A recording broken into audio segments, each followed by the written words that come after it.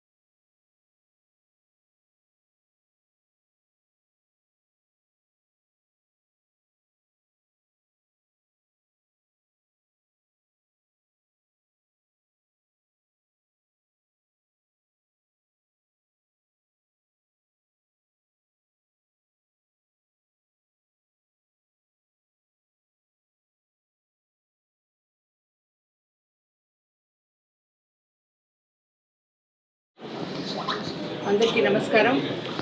ఈరోజు శ్రీ మల్లికార్జున స్వామి సమేత కామాక్షి అమ్మవారి దేవస్థానంలో ఆషాఢ మాసంలో అమ్మవారికి సమర్పించుకోవడం జరిగింది.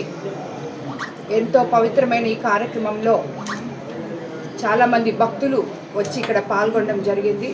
వారందరికీ కూడా ఆ అమ్మవారి ఆశీస్సులు ఉండాలని చెప్పి కోరుకుంటూ, అదేవిధంగా మన రాష్ట్ర ప్రజల మీద, జిల్లా ప్రజల మీద, అందరి మీద కూడా ఆ కామాక్షమ్మ ఆశీస్సులు ఉండాలని కోరుకుంటూ, అలాగే మన కూటమి నేతలైన ముఖ్యమంత్రి చంద్రబాబు నాయుడు గారు, నారా లోకేష్ బాబు గారు, అలాగే పవన్ కళ్యాణ్ గారు, అలాగే నరేంద్ర మోడీ గారి మీద, అందరి మీద కూడా అమ్మవారి ఆశీస్సులు ఉండాలని కోరుకుంటూ, ఈరోజు మనం ఎంతో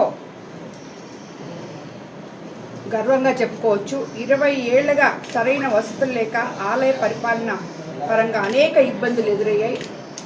అటువంటి ఈ సమస్యకు పరిష్కారంగా ఈరోజు కరెంట్ ఇది కూడా చాలా ప్రాబ్లం ఉండేది.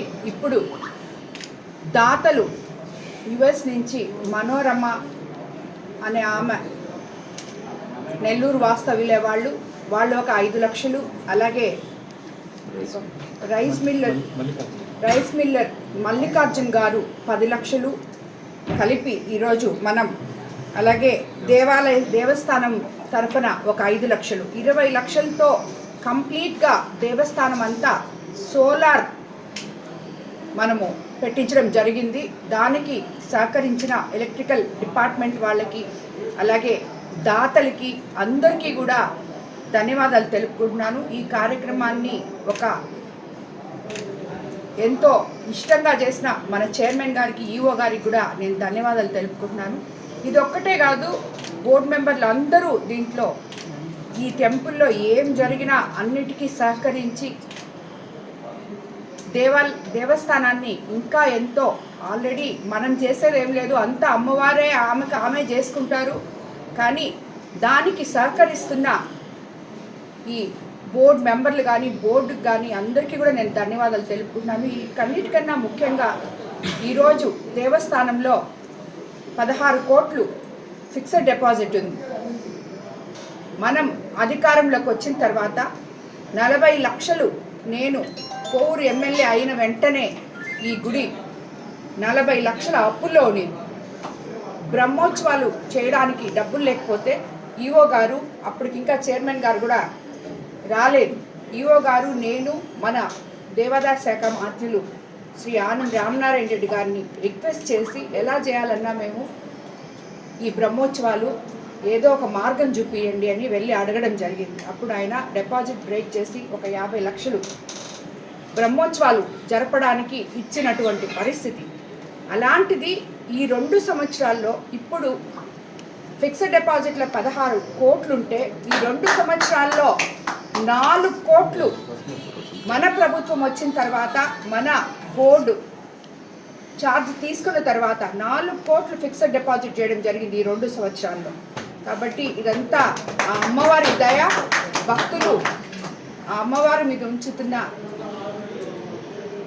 ఎంతో భక్తితో ఆమెకు సమర్పించుకుంటున్న కానుకలు.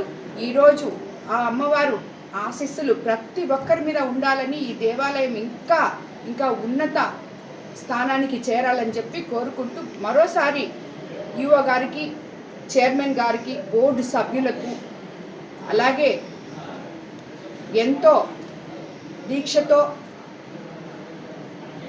శాస్త్రోక్తంగా ఇక్కడ పనిచేస్తున్న ప్రతి ఒక్క పూజారికి కూడా ధన్యవాదాలు తెలుపుకుంటున్నాను.